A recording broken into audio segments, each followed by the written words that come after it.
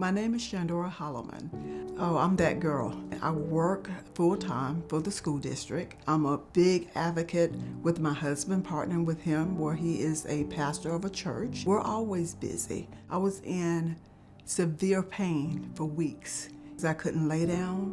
I couldn't sleep at night.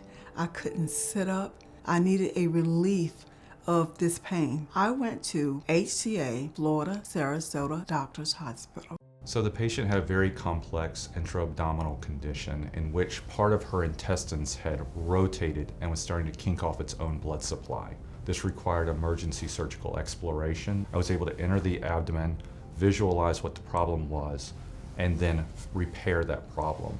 The first time I met her, she was just out of surgery. After she went to surgery, she went right to the ICU. She was needing advanced wound care treatment. She was a complicated case. I was terrified, but she calmed me, and I'm grateful for that.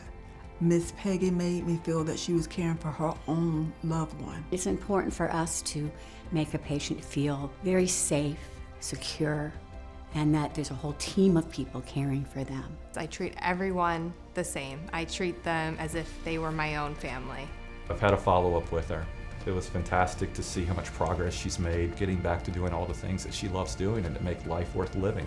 It gives me a tremendous sense of purpose, and I'm happy for her. They really surprised me having Miss Peggy and Cassie here. It feels amazing because their compassion for what they were doing. Look at me. I'm doing things 2 months later that I wasn't able to do. I am truly grateful for everyone that cared for me. I felt like I had two families.